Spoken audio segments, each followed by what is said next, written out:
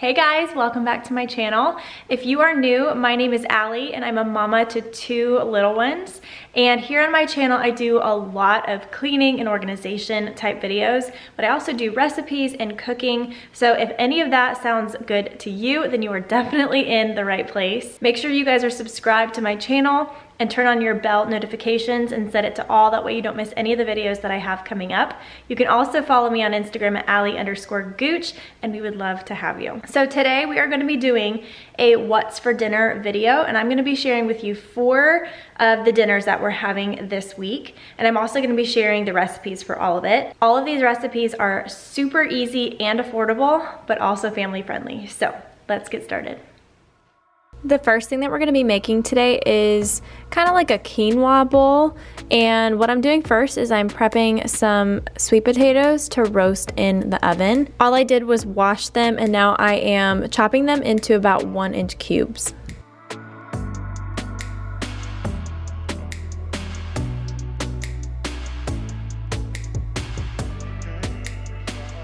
Then spread them out across a baking sheet, and I like to line my baking sheets with unbleached parchment paper. Next, drizzle the sweet potatoes with olive oil, and also don't forget to salt and pepper them.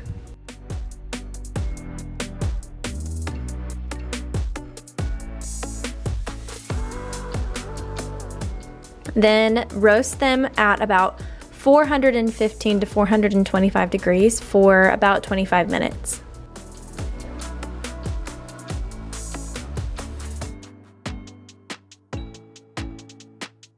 So next I'm moving on to the quinoa, and I like to cook my quinoa in the Instant Pot. It gets it done really fast. So I sprayed the bottom with a propellant-free avocado oil spray. Next, add in a cup of quinoa, and I like to soak my quinoa. It's much easier for the body to digest that way.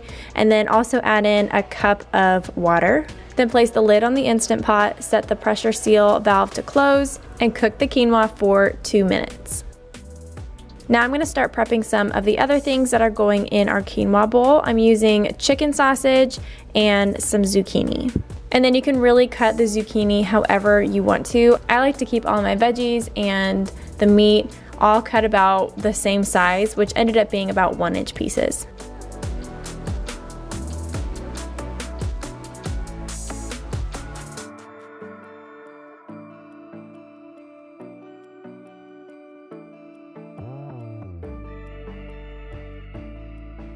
While I was prepping, the Instant Pot cooked for 2 minutes and then natural release for 10 minutes.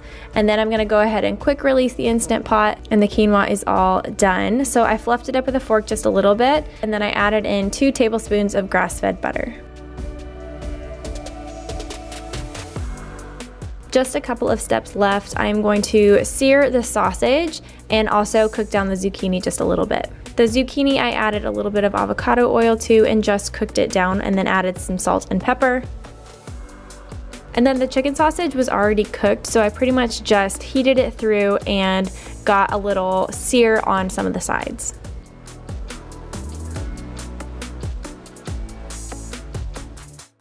And that is it. So the last thing to do is plate everything, and I like to serve this with the quinoa on the bottom of a bowl, and then I just add the toppings.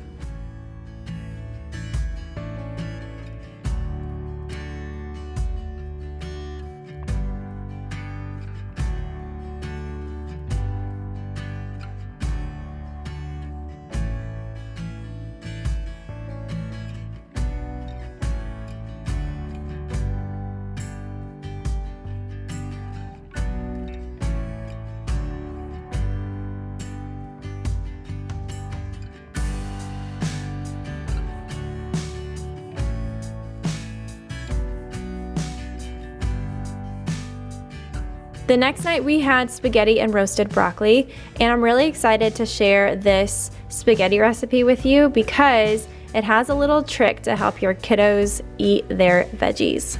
And you'll notice that Andrew is cooking dinner tonight. He does a lot of the cooking for our family. He drizzled the broccoli with avocado oil and then sprinkled with salt and pepper.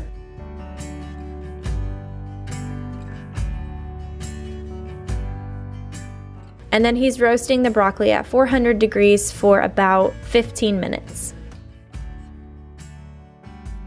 While the broccoli is roasting, Andrew is cutting a spaghetti squash in half and scooping out all of the seeds.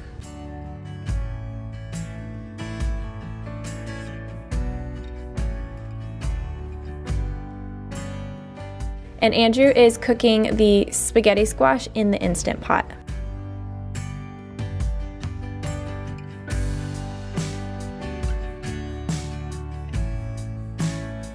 To the Instant Pot, he is also adding in about a cup of water, and then placing the lid on the Instant Pot, setting the pressure valve to seal, turning the Instant Pot to pressure cook, and cooking for about 7 minutes.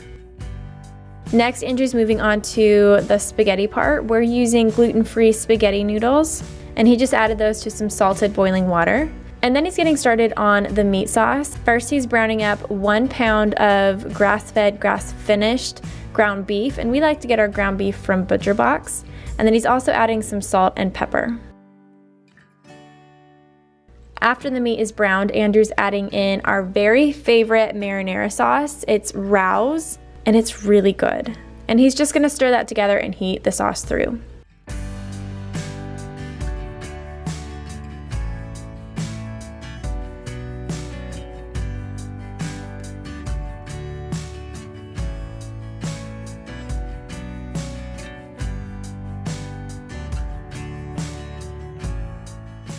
Once the Instant Pot timer went off, Andrew went ahead and quick released the pressure valve, and the spaghetti squash is done.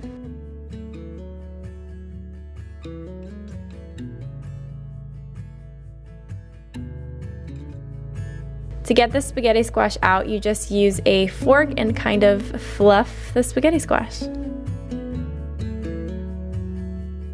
This stuff is so cool, and it looks a lot like spaghetti, hence the name.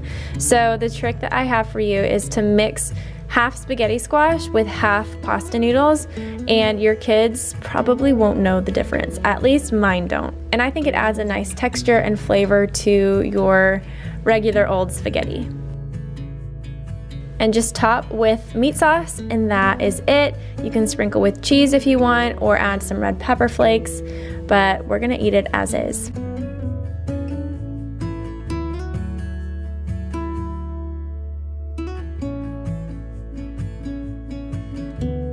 We eat out on Wednesday night, so the next night that we're cooking is on Thursday, and tonight we're having vegetarian chili, but don't let the vegetarian aspect scare you at all. This is so hearty and delicious. I definitely recommend this recipe. So the first thing that I did was dice 1 small onion and 3 garlic cloves.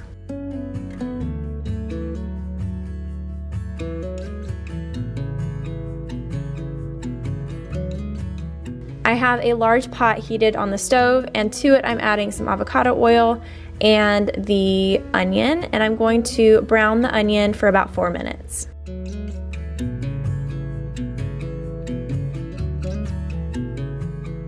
Once the onions are brown, add in a diced green bell pepper and a diced red pepper. And at this time, also add in the 3 garlic cloves. And you're going to cook this for 1 more minute.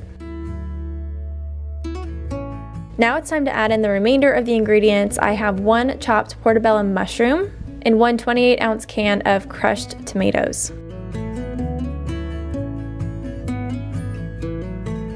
Next, I'm adding in a can of chopped green chilies, and a can of garbanzo beans and a can of kidney beans. The recipe actually calls for lentils instead of garbanzo beans, but we prefer garbanzo beans. And now for the spices, add 2 tablespoons of basil, 2 tablespoons of ground cumin. The recipe calls for 1/4 cup of chili powder, but I only add a tablespoon, and that is plenty. The recipe also calls for 2 tablespoons of salt, but I recommend only adding 1. Then go ahead and stir that all together. Add the lid to the pot, reduce the heat, and let simmer for 35 to 45 minutes, and don't forget to stir it occasionally. While the chili is cooking, I'm gonna go ahead and start the sweet potato fries. So I have a couple of sweet potatoes and I'm just slicing them up into fries. Then lay them out in a single layer on a baking sheet lined with parchment paper. Drizzle with avocado oil and sprinkle with salt and pepper. A tip is not to overcrowd your sweet potatoes and let them be in a single layer. That way they'll get nice and crispy. And you'll bake them in the oven at 425 degrees for about 25 minutes.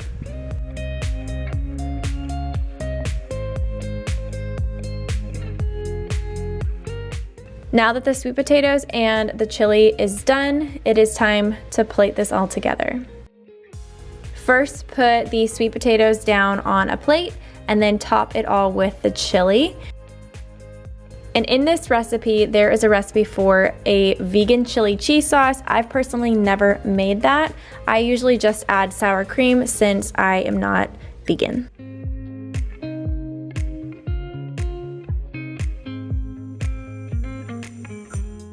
It is Friday night, and the last recipe that I'm sharing with you guys is chicken salad, and Andrew is cooking dinner again tonight. To the Instant Pot with the rack down in the bottom, Andrew added a half a cup of water, and then he placed the chicken breast on top of the rack.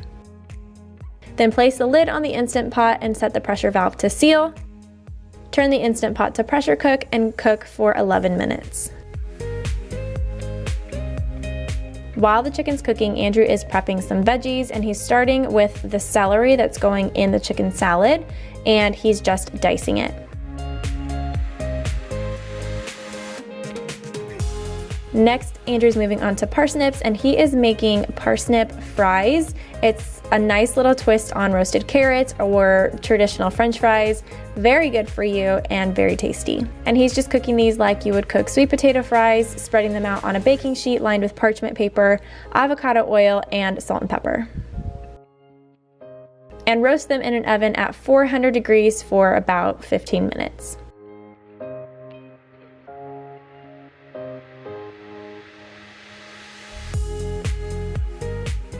And the last thing that Andrew needs to prep is the grapes, and he's just cutting some grapes in half to go in the chicken salad. The pressure cooker has finished cooking, so Andrew is quick releasing the Instant Pot and then removing the lid.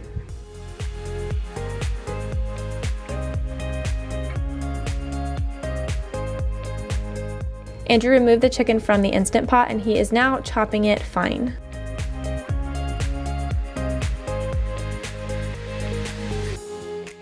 The first thing to add to the chicken salad are slivered almonds, and it looks like he has about 1/4 of a cup.